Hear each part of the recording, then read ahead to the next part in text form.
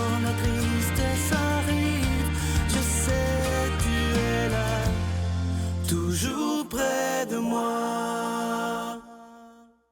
Déjà samedi matin, bienvenue à votre émission La Victoire d'amour. J'espère qu'on se prépare à vivre une belle fin de semaine, mais pour bien la commencer, on va prendre le temps de s'intérioriser avec notre petite sœur sourire à nous, sœur Angèle.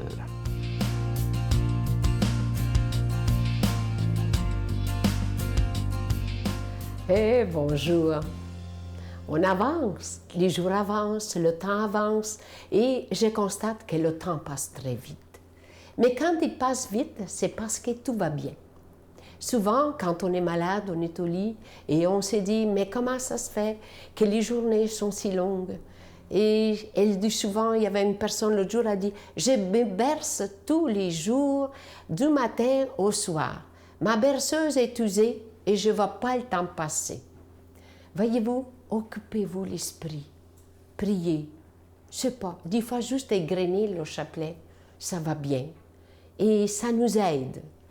Parce qu'aujourd'hui, je vais vous parler, c'est une phrase qui est beaucoup, c'est difficile à emballer, c'est le pardon. Pardonner, c'est difficile aujourd'hui, ça a toujours été difficile. Alors, vous voyez, on a mis des croix dans le monde, mais j'aime toujours cette lumière qui nous aide à pardonner. Le pardon, si vous avez quelque chose contre quelqu'un, pardonnez, afin que votre Père qui est dans les cieux vous pardonne, vous aussi, vos offenses. Il y aurait moins de haine dans le monde si les gens obligeaient les offenses aussi vite que les bienfaits, oubliaient les offenses aussi vite que les bienfaits. C'est drôle, hein? On est là qu'on se rappelle plus le mal qu'on reçoit, la petite peine qui nous a piqué, que le bien qu'on a reçu et le bien que vous avez fait. Quand vous vous couchez, dites-vous, moi, aujourd'hui, j'ai rendu un grand service à quelqu'un que j'ai quelque chose à pardonner. Pardonner n'est pas nécessairement le plus ressentir. Pardonner, c'est toujours vouloir pardonner. Vouloir du bien aux autres. Le pardon, c'est quelque chose. Vouloir du bien à celle qui nous fait de la peine. Vouloir du bien à ceux qui parfois ils nous blessent, mais des fois ils ne réalisent pas qu'ils nous blessent. Ils me disent, « Sœur Angèle, je vous ai fait une joke. » Mais une joke, là, des fois, elle va droit au cœur. Tu sais, des fois, on dit à quelqu'un, « Mon Dieu, que t'as vieilli. Mon Dieu, je ne le sais pas. Mon Dieu, t'as blanchi. Mon Dieu, t'as tout. Oh! » Et là, voyez-vous, alors la personne, elle se blesse sans vouloir et ça lui fait de la peine. Alors moi, je vous dis, pardonnez, aimez et gardez.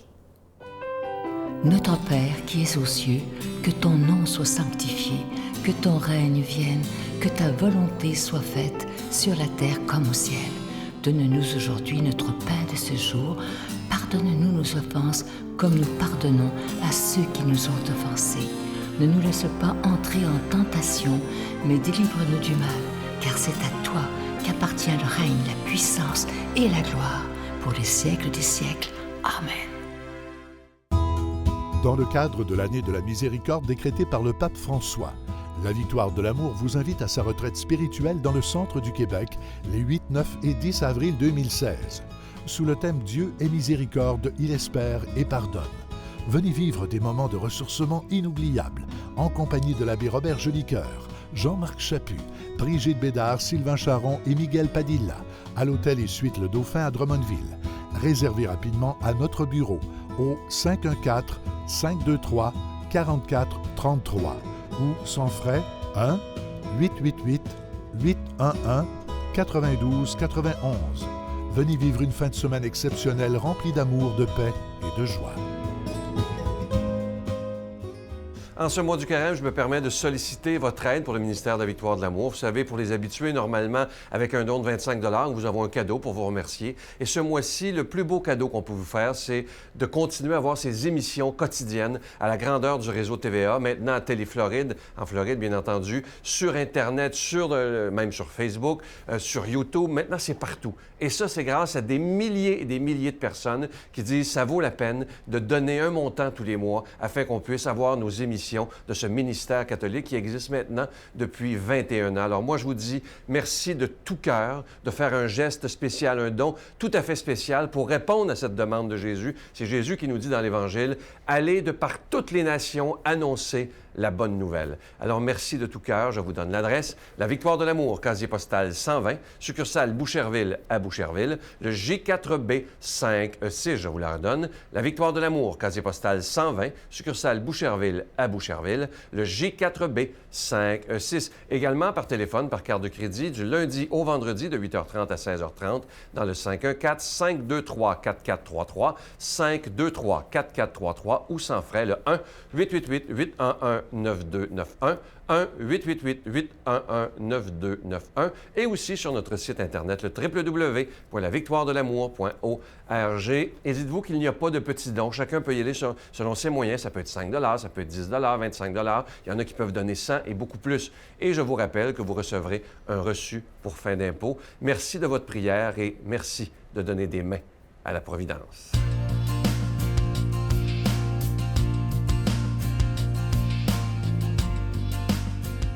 Mon Dieu, donnez-moi la sérénité d'accepter les choses que je ne peux changer, le courage de changer les choses que je peux et la sagesse d'en connaître la différence.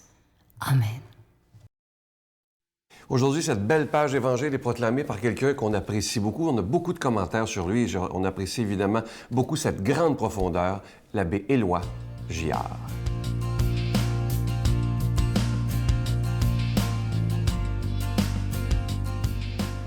Bon matin, chers amis. Le carême se poursuit et c'est une des paraboles les plus touchantes, à mon avis, de l'Évangile qui nous est proposée aujourd'hui par l'Église. La parabole du publicain et du pharisien. Je vais vous la proposer, non pas en vous la lisant, mais je vais faire un récitatif biblique, c'est-à-dire que je vais la chanter et la gestuer en même temps. Peut-être avez-vous déjà vu ça, peut-être que ça sera une première pour vous. Je trouve que c'est plus expressif. En tous les cas, pour la personne qui le fait, ça s'imprègne davantage en nous de cette manière. Alors, c'est le texte selon saint Luc. Jésus dit encore à l'adresse de certains qui étaient convaincus d'être justes et qui tenaient pour rien les autres, la parabole que voici. 2 hommes montèrent au temple pour prier. L'un était pharisien et l'autre publicain. Le pharisien, debout, priait ainsi en lui-même. « Mon Dieu, je te rends grâce de ce que je ne suis pas comme le reste des hommes qui sont rapaces, injustes, adultères, ou bien encore comme ce publicain. Je jeûne 2 fois la semaine, je donne la dîme de tout ce que j'acquiers.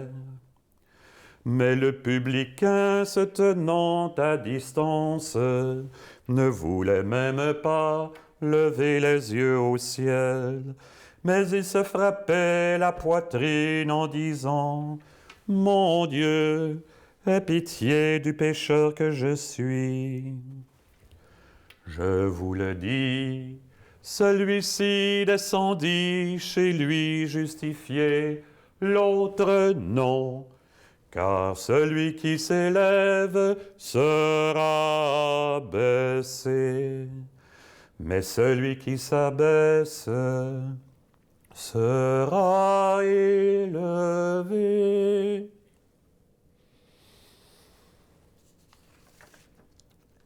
Hey, c'est pas drôle de se trouver à côté du monde qui se sent obligé de rabaisser les autres pour se sécuriser. Avez-vous remarqué ce que fait le pharisien? Pourtant, les deux avaient commencé de la même manière. Hein? Mon Dieu! Mais tout de suite, le pharisien tombe sur le « je ».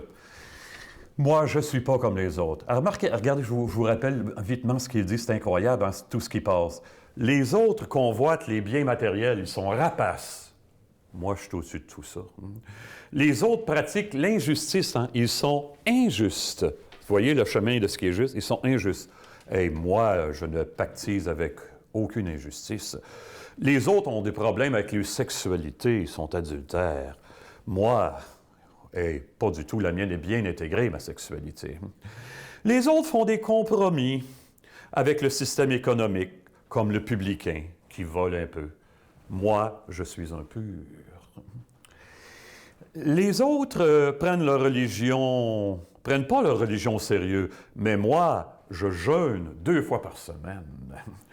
Les autres font de l'évasion fiscale, mais moi, je donne la dîme de tout ce que j'acquiers. Oh là là là là! Pas drôle vivre comme ça. Être obligé de se faire à croire qu'on est meilleur que les autres, comme ça. Hein? Le publicain, lui, vous avez remarqué, mon Dieu, aie pitié du pécheur que je suis. Le publicain, il reste collé à Dieu. Il est conscient de sa misère. À Noël, le dernier Noël, j'ai prêché en faisant remarquer aux gens, entre autres, que, avez-vous remarqué, c'est les bergers qui sont les premiers destinataires de l'annonce de la naissance de Jésus. Les bergers, c'était la racaille de l'époque. On ne s'occupait pas de ces gens-là, on les fuyait. J'ai dit, Jésus va avoir une chance de naître en nous si on reconnaît qu'au-dedans de nous, par-delà nos beaux habits ce soir, nos belles coupes de cheveux, nos ci, nos ça, par-delà tout ça, il y a un petit berger ou il y a une petite bergère qui est là en nous et qui a besoin de sentir un amour plus fort que tout. Une qui nous enseigne très bien cela dans l'Église, c'est Sainte Thérèse de Lisieux. Thérèse, hein, elle dit elle-même, les traités de spiritualité, les vies de saints, je lisais ça, ça me tombait des mains. C'était pas fait pour moi. Je pensais à Thérèse d'Avila, je pensais à Ignace de Loyola. Elle dit, ça, c'est des montagnes, puis moi, je suis un petit grain de sable au plan spirituel. Alors, Thérèse va avoir cette intuition géniale de dire à Dieu, je ne suis pas capable d'aller vers la sainteté. C'est toi qui vas m'amener. Je t'offre ma faiblesse. Elle va passer de la sainteté désirée à la pauvreté offerte, à la volonté qu'elle avait d'aimer Dieu par sa propre force, à l'acceptation de recevoir la sainteté de Dieu. La sainteté, oui, par Dieu et de Dieu.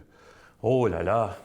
En quelque part, est-ce que le pharisien et le publicain ne cohabitent pas au-dedans de chacun et de chacune d'entre nous? Mais que notre religion, c'est l'amour qui est capable de tout récupérer. Rien qui ne puisse être tranquillement guéri par l'amour. Eh bien, que le Seigneur vienne rejoindre et le pharisien et le publicain pour nous élever en son amour de Père, de Fils et de Saint-Esprit qui nous bénit. Amen. Je vous salue Marie, pleine de grâce. Le Seigneur est avec vous. Vous êtes bénie entre toutes les femmes, et Jésus, le fruit de vos entrailles, est béni. Sainte Marie, Mère de Dieu, priez pour nous pauvres pécheurs, maintenant et à l'heure de notre mort. Amen. Je vous laisse avec une pensée qui est très belle et qui est exigeante, par contre. Écoutez bien ceci. Sur le chemin de votre vie, vous vous ferez malgré vous des ennemis. Cependant, priez pour eux, bénissez-les et continuez votre route. Aujourd'hui, vous pourriez prendre, même moi, un petit moment de silence, de prière. Il y a toujours des gens qui nous ont fait du mal, qui nous haïssent parfois. Ça, je sais qu'il y en a qui m'haïssent, mais bon, ça va. Mais prendre le temps de prier pour eux. Même ceux qui nous ont fait du mal, vous savez, c'est Jésus qui nous le dit, priez pour vos ennemis, bénissez-les. Alors aujourd'hui, on pourrait prier pour quelqu'un qui nous aime pas. Ça serait bien ça. Là, c'est être des vrais croyants. À demain. Bye. J'étais conscient aussi assez rapidement que c'était malsain et que ça me nuisait. Et ça, je crois que c'est une des grandes justices sur la Terre au niveau de la consommation, c'est qu'il n'y a aucune substance que tu peux consommer et t'en sortir indemne. Chacune, à sa façon, va t'affecter et t'envoyer les signaux du danger que ça représente.